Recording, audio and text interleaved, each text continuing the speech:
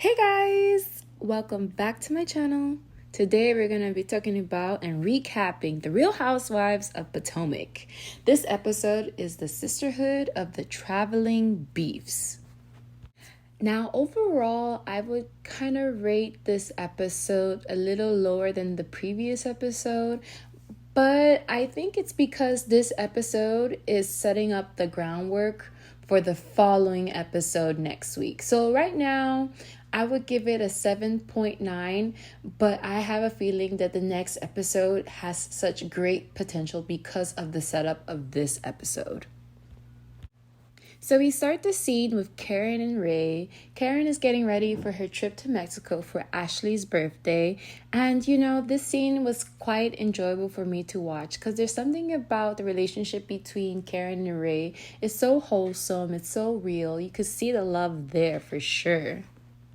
I know for me, it can kind of be cringe when you see the banter between the husband and the housewife, but between Karen and Ray Ray, it is so cute, so genuine, and I had a smile just watching their interaction. Me as a viewer, I'm wondering how these girls are going to survive the Mexico trip because they couldn't even survive the Miami trip, and that's not too far away from Potomac. So for them to do the whole ordeal of traveling, going all the way to another country, I'm gonna wonder what's gonna be the outcome, whose relationships are gonna become stronger, whose relationships are gonna become worse, and we live to watch that. What I like about this franchise is the in-between scenes that show the landscape of Potomac. Potomac is truly so beautiful, so gorgeous. They must be known for their flowers because every now and then we see flowers in between the scenes and it's just so beautiful. It's a nice little touch in between the fighting and whatnot. In this episode, we get a peek into Giselle's personal life. We find out that she's actually going through medical issues, and this has been going on for 3 years. I felt so bad for her. You never want to hear a housewife going through medical issues or any pain and suffering, but she was going over with Robin how her exam went and what the process was like, and I just only wish that the producers would include a disclosure so the viewers understand that this is, just Giselle's situation and that this is not let's say like a final decision for what she's going through, and that they should seek medical advice from their professional. And while it's brave for these ladies to share their experiences, I think when it comes to medical issues that we should be careful so that information is as accurate as possible, and that people who are watching this episode do not take everything what is going on as a final decision in some sorts of way. While that conversation was the most we've seen as of recent, Giselle being vulnerable, the girls, they always manage a way to find light and turn the conversation to focus on Karen and Sharice's issues or someone else's issues. And even me, I want to know what is going on with Karen and Sharice. Why are they not getting along? But I know for sure the Green-Eyed Bandits are right on the task to figure out for us their issues.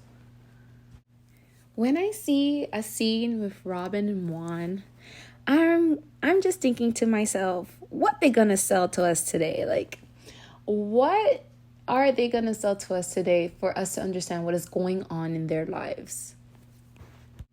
The kids keep it so real because even the kids don't see the wedding happening anytime soon. Like, they're thinking, oh, we're still doing a wedding. Do we need to do a wedding? How's that even happening given our situation? And I don't know why she doesn't want to invite her parents at least.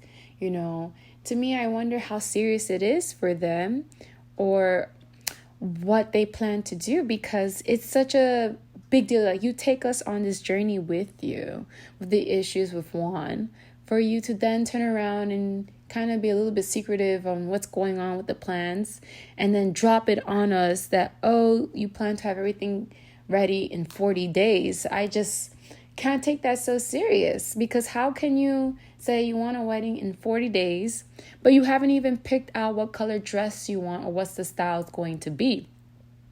Not alone that you want to say you want to have a wedding in Chesapeake Bay. Like, why? Like, if you're not going to invite your family, or you don't want a big to-do and you want to make it intimate, I think the great excuse that you can use is create a destination wedding, Make it like a very special moment, because having a wedding is not a small occasion, and you want to remember this for the rest of your life. So you don't want it to be an afterthought. And I just wish, based on her actions, that she shows that this is an important occasion with her. It's just, I don't know how she feels. Either this is the way she is about everything, or she really don't view this as a big moment. We then have a quick little scene with Mia and her husband, Gordon, and it's just her doing business.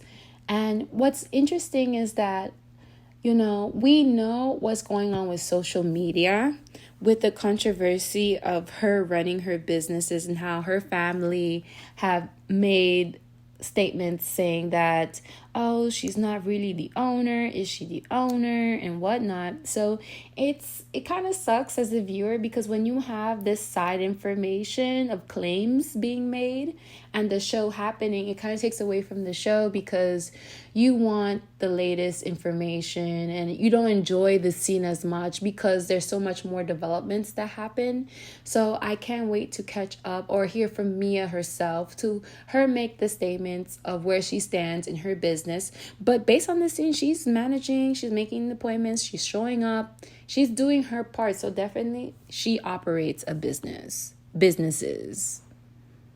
Now, I'm excited for them to just arrive to Mexico, and finally we see the cracks that have been going on about Mia and Jacqueline's relationship, their friendship. And it all comes down to, you do not comment on any mother's motherhood and how she raises her kids. I feel like this is such a silly fight, but I think this was just the tip of the iceberg. They obviously, throughout the previous episodes, you can see the little issues and the little comments, the snarky remarks, and you're wondering, okay, this is gonna have its breaking point. But I hate how it's going down, and I want them to just come to a resolution already, and, don't let this be the end of such a long friendship. Like, they are virtually family at this point. And I hate that once we got into Ashley's birthday surprise, their friendship went all the way left. It escalated so bad, to the point where Mia drops Nini's famous line and says to Jacqueline, "Keep your legs closed to married men." And I'm like, what does she mean? Like, why is she saying that? And you can see the look on Jacqueline's face. She's like, why even go there? Why go even lower? And you see her reaction, and I just want to hug her. Like, I want them to hug each other. I want them to resolve. And this is kind of where you see the sweetness in Candace, because Candace is like, no, she's your friend, she's your family, resolve. Don't continue with this fight, resolve. And Mia is like, she can do so much better. Mia, instead, I don't know if this is like a show that she's doing to make it more dramatic, but she's like, no, cut it out. I'm not hugging her, I'm not addressing her. And it's just so sad to see. And I'm like, this is your friend for over 20 years. You must do better than that. Like, come on. Karen, as a good host to Ashley's birthday, has another surprise that is arranged. And she takes them out to meet up with a shaman on the beach. And, this moment was like interesting, you know, it's classy. Like always when they have a shaman, they always have a shady moments that are interjected in the conversation with the shaman and the girls. So it was cute to see how everyone can sneak in their snarky remarks and get their jabs. And it was hilarious at the end where the shaman says, okay, everyone hug. And you see everyone kind of hug. They hug who they wanted to hug, and then kind of like stayed away from who they wanted to stay away from. And you can still see the issues between Mia and Jacqueline. And I just hate that that's like the issue for this episode, because I don't actually want to see this. Like, there's some fights that you don't want to see in, especially friendships for so long. There's some fights you don't want to see in the Housewives franchise. Like, across the board, I just want them, you know, to have their shady moments, but not let it ruin long-standing relationships. After the girls go back to their rooms and get their gifts, they go to an evening dinner where I was shocked that we were hearing more about Giselle's personal life. It is as if the producers nudged her and said, hey, we have filmed how many episodes? Like 13 episodes, and we haven't heard much of what's going on with you and you alone. Not your kids, not your ex-husbands, but you. Because she let us know that she actually went on a date with someone who's been her friend for quite some time. And it was nice to actually even see this friend. So he was good looking. They look good together. So hopefully he, you know, steps into a scene and we actually see more of this relationship develop. So I was happy to see that for sure from Giselle. Now for the moments that we were all waiting for from the previews, the big fight between Charisse and Miss Karen. And I don't even know. I felt like it was built up more than what it is, and now it's completely off the rails because it turned into whatever beef they had is now beef about Karen's mother. And like I said, you don't talk about anyone's motherhood, and now you don't talk about someone's mother.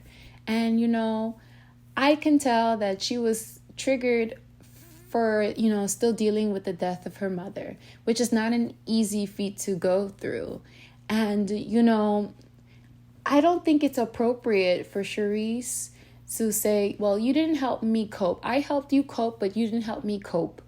You can't put that on someone. And that's quite heavy. And it can also be triggering too.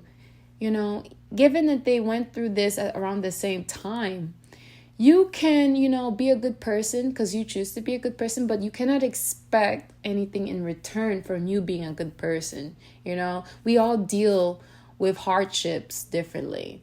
And so we're going to see more from this fight in the next episode, but I don't know how they can recover from this. You know, I feel like Charisse did insert herself back into this group, and it was going to be a conflict regardless, because if she held this resentment towards Miss Karen all this time, then of course there was bound to be an issue. This was to come to fruition, you know. This was not avoidable in any ways. So I'm just hoping in the next episode that, you know, we really address the situation with Mia and Jacqueline, because I like Jacqueline, and that, you know, we see how we can move forward with Charisse and Miss Karen. As far as the other girls, you know, this was a chill episode for a few of them. I mean, we were on Robin a bit, but, you know, it should be that way because I felt like in previous episodes, other housewives were carrying the episode. So it was nice to see that today's focus in the episode was more on the girls who don't really share so much of their lives, you know. So if you enjoyed this episode of me recapping the Housewives of Potomac, please like and share with your friends. It's greatly appreciated. Have a great time. Good night.